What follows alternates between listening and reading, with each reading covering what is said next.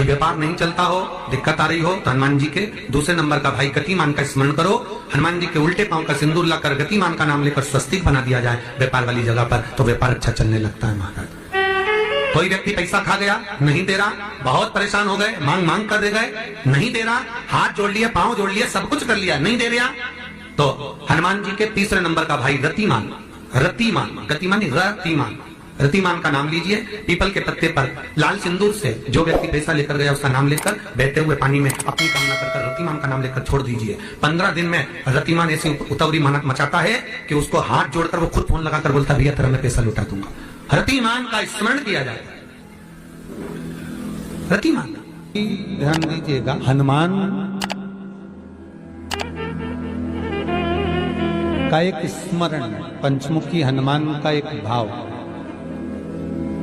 महाराज जैसे बहुत ज्यादा तकलीफ अगर व्यक्ति को हो गई है, बहुत कष्टमय जीवन चल रहा है, हार गए हर जगह से और तकलीफमय जीवन चल रहा है, तो पंचमुखी हनुमान का एक शिव महापुराण का और स्कंद पुराण का एक बड़ा सुंदर मंत्र है। उस मंत्र को आप सब एक बार हमारे साथ में बोलें। ओम नमो हनुमते रुद्र अवताराय सर्व शत्रु संहारणाय सर्व रोग हराय सर्व वशीकरणाय रामदूताय स्वाहा। बस इस मंत्र को हाथ में काली तिल लेकर, एक जौ लेकर और गूगल लेकर, थोड़ा सा उसमें गाय का घी डालकर, कंडे को या अग्नि को जलाकर इस मंत्र का 11 बार 21 बार जाप कर कर अपनी कामना कर कर छोड़ दीजिए। कैसा भी रोग हो, बीमारी हो, कष्ट हो, दुख हो, तकलीफ हो, 21 दिन के अंदर वो आनंद आना प्रारंभ कर देता है। इस मंत्र, स्कंद पुराण का, शिव महापुराण का ये मंत्र मूल पंचमुखी हनुमान सुख देंगे। और एक और चीज याद रखिए महाराज, यदि कोई काम के लिए जा रहे हो, कोई व्यापार के लिए जा रहे हो या नौकरी करने के लिए जा रहे हो और लगी नहीं रही, बहुत तकलीफ पा रहे हो, सर्विस ही नहीं लग रही, बहुत कष्टमय हो गया, तो निवेदन करूंगा 5 पीपल के पत्ते पर बेसन के 5 लड्डू घर में बने हुए, गाय के घी के 5 लड्डू रख लो। उस लड्डू के बीचों बीच एक आटे का दिया और उसमें तिल्ली का तिल डालकर इसी मंत्र का प्रयोग कर कर पंचमुखी हनुमान का किसी भी हनुमान के मंदिर में जाकर, दक्षिण मुखी हनुमान के मंदिर में जाकर उसको रख कर आ जाइए। इसके बाद आप उस काम के लिए जाइए, आपका काम सफल हो जाएगा। आपको किसी को नहीं कहना पड़ेगा कि हाथ जोड़ना नहीं पड़ेगा, किसी के पांव नहीं पड़ना पड़ेंगे, तुरंत काम होगा। बस इस मंत्र का स्मरण कर कर पंचमुखी हनुमान का भूतेश्वर जो मंत्र है वो सुख देने वाला। पूरे घर में वास्तु के हिसाब से केवल एक दीवार ऐसी होती है जहां पर हनुमान जी का चित्र लगाया जाए।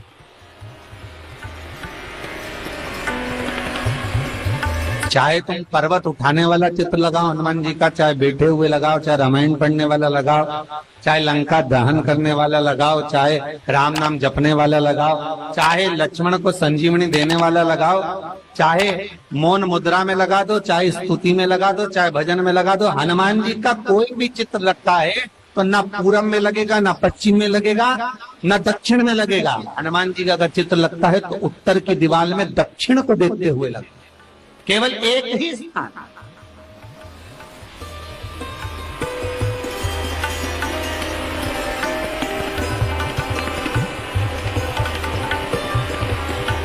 जैसे पूर्वजों के चित्र को, पितरों के चित्र को, गए हुए हमारे जीवों के चित्र को दक्षिण में विराजमान किया जाता है, उसी तरह हनुमान को उत्तर में विराजमान कर कर दृष्टि दक्षिण में कर दी।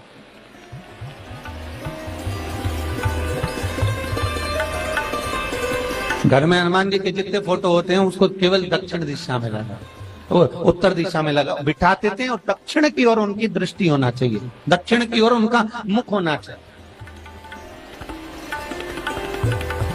क्यों महाराज?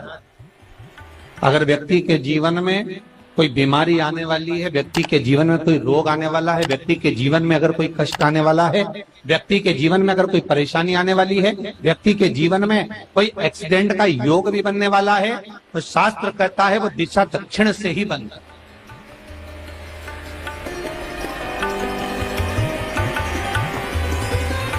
ये दक्षिण जो दिशा है ये यम की दिशा। यहाँ संपूर्ण परिवार के साथ यमराज अपने आनंद में निवास करते। और जब हमारे घर में, हम ये नहीं कह रहे कि आप हनुमान जी का फोटो लगाओ, हम ये भी नहीं कह रहे, आपके घर में हो और आपने अगर विराजमान कर रखा है किसी दिशा में, तो हमारा तो निवेदन रहेगा, अभी तक आपने अगर जैसा रखा, पर एक बार दिशा बदल कर देखना कि रोग, बीमारी, कष्ट, दुख, तकलीफ में आपको लाभ मिला कि ना। हनुमान जी ने केवल दक्षिण दिशा की ओर अगर मुख कर हमने विराजमान कर दिया, फोटो ही विराजित किया। हम ये नहीं कहेंगे आपसे कि आप बाजार से फोटो खरीद के लाओ फिर लगाओ, नहीं, आपके घर में हो तो आप लगा दें, आपके घर में हो तो विराजमान।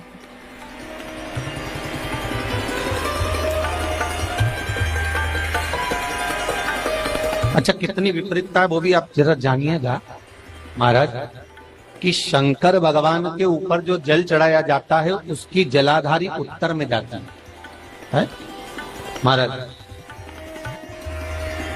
भगवान शिव का जो जल जा रहा है वो उत्तर की ओर जा, और हनुमान जी को उत्तर में विराजमान कर मुख दक्षिण की ओर कर। क्यों? प्रबल दिशाओं में उत्तर और दक्षिण महाराज, ये जो दो दिशाएं, इनको साधने के लिए कोई देवता आगे नहीं। अगर इन दिशाओं को कोई साधने वाला है तो केवल एक देवाधिदेव महादेव ही हो सकता। काल का हरण करने वाला वो महान काल ही हो सकता। शंकर का ही एक अवतार है हनुमान जी महाराज, रुद्र अवतार महाराज। हनुमान जी से कहा तुम दक्षिण की ओर दिशा पर संभालिए, शिव जी कहते हैं मेरा जल जब उत्तर की ओर जाएगा तो इस दिशा को मैं संभालू, चिंता ना करिए। जो स्मरण करने वाला होता है, भजन करने वाला होता है, कीर्तन करने वाला होता है, नाम जाप करने वाला होता है, उसका भी शास्त्र विधान कहता है, उसका भी व्याख्यान वर्णन करता है कि जैसे एक दिशा के रूप में हनुमान जी महाराज को विराजमान कर दक्षिण की दिशा पर हम विजय पर, अर्थात रोग पर, बीमारी पर, कष्ट पर, तकलीफ पर हम विजय प्राप्त कर सकते। ऐसा नहीं कि ऐसा कोई रोग नहीं जिसकी दवा नहीं है, पर जब तक भगवान की कृपा नहीं होगी तब तक कोई औषधि मिल सकती नहीं, कुछ प्राप्त नहीं हो सकता। जब भगवान करुणा करते हैं तो आप रूप कुछ ना कुछ सुख की अनुभूति हो जाती है, अपने आप सुख का भान हो जाता है। तो जैसे दक्षिण का जो स्वामी तत्व है, दक्षिण पर जो दृष्टि देने वाला श्री हनुमान जी महाराज है, इसलिए हनुमान जी को उत्तर की दीवार पर विराजमान कर उनका मुख दक्षिण की ओर रखा जाता है। वास्तु शास्त्र के हिसाब से, वास्तु नियमों के हिसाब से सारे फोटो कहीं पर भी लगा सकते हो, पर हनुमान जी का अगर फोटो तुम्हारे घर में है, हनुमान जी अगर तुम्हारे घर में विराजमान है, हनुमान जी का चित्र तुम्हारे घर में विराजमान है, तो उसका मुख दक्षिण का होगा, तो रोग, बीमारी, तकलीफ, कष्ट ये सब दूर हटते। कई लोग प्रश्न करते हैं, गुरुजी आप कहते हो कि हनुमान जी महाराज शंकर भगवान का एक अंश स्वरूप है,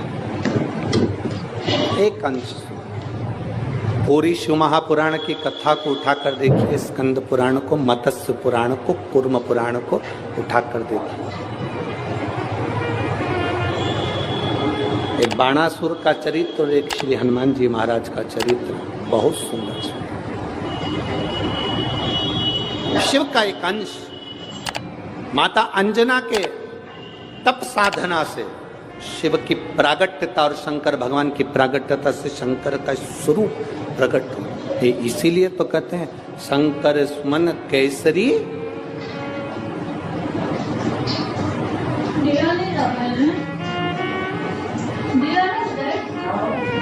शिव का एक स्वरूप है हनुमान जी। हम तो हमेशा कहते हैं अगर आप हनुमान जी का भी दर्शन कर रहे हैं तो ये अंदाजा लगा कर रखें कि आप शंकर का दर्शन कर रहे हैं। आप शंकर का दर्शन कर रहे हैं तो ये अंदाजा लगा कर रखें कि आप हनुमान जी का दर्शन कर। सब एक, कोई भेद नहीं, सब एक, कोई भेद नहीं। देवताओं, आप एक बेलपत्र, जैसे आप एक बेलपत्र कि ये दो जो पत्तियां होती हैं, जरा ध्यान देंगे, ये दो जो पत्ती नीचे की रहती है बेलपत्र, आगे का भाग एक बेलपत्र और नीचे की जो ये दो पत्तियां होती हैं, इन दो पत्तियों के ऊपर एक एक शमी पत्र। ये दो जो पत्तियां हैं, इन पत्तियों के ऊपर एक एक शमी पत्र और लाल चंदन ये रखकर कितना भी रोगीला व्यक्ति हो, रोग से ग्रसित व्यक्ति हो, जिंदगी में कितना ही दुख पड़ रहा हो, बेलपत्र की ये दोनों पत्ती जिसके ऊपर शमी पत्र रखकर, लाल चंदन रखकर श्री हनुमान जी महाराज और हनुमान जी महाराज के तीसरे नंबर के भाई श्री गतिमान जी। हनुमान जी कितने भाई हैं? 6। उसमें हनुमान, रतिमान, प्रतिमान, मतिमान, गतिमान, तो जो नीचे के क्रम में आते हैं श्री गतिमान जी, उन गतिमान जी और हनुमान जी का नाम लेकर जो शिवलिंग के ऊपर समर्पित कर देता है, रोग का निवारण होता ही है, रोग मुक्ति होती है। मंगल का प्रदोष निकाल कर रख लो कि मंगल का प्रदोष इस दिन पड़ रहा है, मंगल की त्रयोदशी तिथि पड़ रही है, प्रदोष व्रत मंगलवार का पड़ रहा है। और जिन लड़का लड़की को मंगल होते हैं, जिन कन्या और वर को मंगल होते हैं, केवल शंकर भगवान के मंदिर में जाकर चौमुखी दिया, 4 बत्ती का दिया आटे का, उसमें घी डालकर लड़की शंकर भगवान के मंदिर में मात्र 7 बार शंकर पे से उतार कर 3 बार स्वतः उतार कर शिव के मंदिर में रख देती है, उसका मंगल आड़े आता ही नहीं है, मंगल नहीं आता सामने। मंगल प्रदोष व्रत का इतना महत्व है महाराज। जब जिस महीने में जो प्रदोष पड़ा करे, जब प्रदोष पड़े, बन सके 1 बेलपत्र, बन सके 5 बेलपत्र, शमी पत्र, हरे मुंह, हरा मुंह, बेलपत्र, एक कलश के अंदर थोड़ा सा पानी लेकर 1 बेलपत्र, हरा मूंग, शमी पत्र डालकर और उसमें थोड़ा सा गुड़ डालकर भगवान शिव का स्मरण कर कर प्रदोष काल में, मान लो कोई काम आपका बहुत जरूरी है, बहुत दिनों से अब थक गए हैं, नहीं हो रहा, कर्जा बढ़ रहा है, धन नहीं आ रहा, व्यापार नहीं चढ़ रहा, या कोई समस्या बहुत प्रबल है, कोई एग्जाम में बैठ रहे हो, नहीं हो रहा, परीक्षा भी दे दी है, रिजल्ट आने ही वाला है, तो भी प्रदोष काल में, प्रदोष के समय वो जल, मूंग, शमी पत्र और बेलपत्र और गुड़ का शंकर के शिवलिंग को समर्पित करना प्रारंभ कर दो। 2 या 3 प्रदोष करोगे, बाबा आपकी मनोकामना शीघ्र पूर्ण कर देगा। शंकर भगवान पर चढ़े हुए जल जब नीचे की ओर आता है, जिस जगह पर जल गिरता है, उस जगह पर मात्र एक दुर्वा प्रदोष के दिन अपनी कामना कर इस शरीर के सुख के लिए शंकर भगवान के जल गिरने वाले स्थान के पास में अवधूतेश्वर महादेव के नाम से रख दी जाती है, तो जिंदगी में कभी बड़ी बीमारी नहीं आती। उसी तरह जिससे रोग को समाप्त करने के लिए दुर्वा का प्रयोग किया जाता है। कभी ऐसा योग लगे आपके जीवन में कि आप जिस व्यापार को आपने करा, उस व्यापार में आपको फल नहीं मिला, फिर आपने व्यापार चेंज करा, फिर बदल कर देखा, फिर उस व्यापार को कर देखा, उसमें फल नहीं मिला, फिर आपने वापिस व्यापार को बदलने का विचार किया, तो हमारा निवेदन रहेगा उस व्यापार को बदलने से पहले एक काम जरूर कर देखो।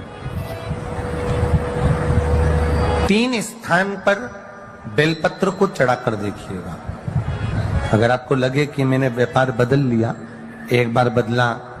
कई लोग ऐसे भी होते हैं जो पैसा इकट्ठा करते हैं, धन एकत्रित करते हैं और कोई व्यापार ऐसा कर लेते हैं जिस व्यापार में धन चले जाता है तो वो धन वापिस नहीं आता महाराज, वो व्यापार का धन वापिस नहीं आता।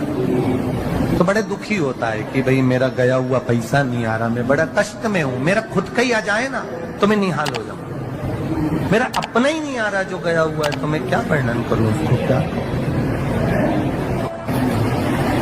उनके लिए भी ये प्रयोग, ये शिव विद्येश्वर संहिता का ये भाव बड़ा सुंदर है हमारा। आप व्यापार पर व्यापार बदल कर देख लिए, धन भी हमारा कहीं डूब गया, आ नहीं रहा है, तो प्रयास करना। 3 स्थान पर चढ़ाई गई बेलपत्र हमें सुख का अनुभव करा, बहुत ध्यान लगाइए। पहला, अशोक सुंदरी की जगह। अब ये बेलपत्र जब भी आप चढ़ाएंगे तो रविवार की अगर प्रदोष पड़ जाए, कौन से दिन? रविवार की प्रदोष के दिन ये प्रयोग अवश्य कर कर देखिएगा। ज्यादा बार नहीं करना है, केवल एक ही बार करना, बाबा स्वयं कृपा करेगा। अपने मंदिर में, अर्थात अपने घर के पास कोई मंदिर हो, शिवालय हो, देवालय हो, जहां शंकर भगवान विराजमान हो, शिवलिंग हो, ऐसी जगह पर अवश्य करें। हमें कहीं दूर जाकर ये प्रयोग नहीं करना, अपने शिवालय, अपने जो घर के आसपास में शिवालय हो वो। एक बेलपत्र अशोक सुंदरी वाली जगह। अब उसको अशोक सुंदरी की जगह पर भी चढ़ाने का तरीका क्या है? जब हम बेलपत्र चढ़ाएंगे तो उस बेलपत्र को चढ़ाते समय आपकी जो बेलपत्र की डंडी है, वो बेलपत्र, रविवार प्रदोष के दिन का ये उपाय है महाराज। ये बेलपत्र की जो डंडी है, इस डंडी का भाग शिवलिंग की ओर होना चाहिए। ये जो डंडी है, इसका भाग अशोक सुंदरी पर जब चढ़ाएंगे तो शिवलिंग की ओर इसका भाग होगा महाराज। दूसरी, बेलपत्र को जब हम समर्पित करेंगे, जया, विषहरा, शामरीवारी, दौतली, देव, मान लो जलाधारी ऊपर नहीं है शंकर जी के, तो उसका स्मरण कर कर 5 कन्याओं का नाम लेकर, जया, विषहरा, शामलीवारी, दौतली, देव, इनका स्मरण कर कर शंकर भगवान के शिवलिंग पर बेलपत्र रखेंगे। बेलपत्र कहां रखना है? आप अगर यहां बैठे हो तो आपके विपरीत में डंडी का मुख होना चाहिए। ये बेलपत्र की जो डंडी है, इसका मुख आपके विपरीत में हो। आप यहां बैठे हो तो डंडी उधर होगी, आप इधर बैठे हो तो डंडी का मुख इधर होगा, आप उधर बैठे हो तो डंडी का मुख इधर होगा। आपके ठीक विपरीत की ओर डंडी का मुख हो। ये 2 जगह बेलपत्र समर्पित करने के बाद तृतीय बेलपत्र शिवलिंग की जो जलाधारी है, जहां पर भगवान शंकर का शिवलिंग रखा है, वहां स्पर्श कराकर, केवल छुआना है, स्पर्श कराकर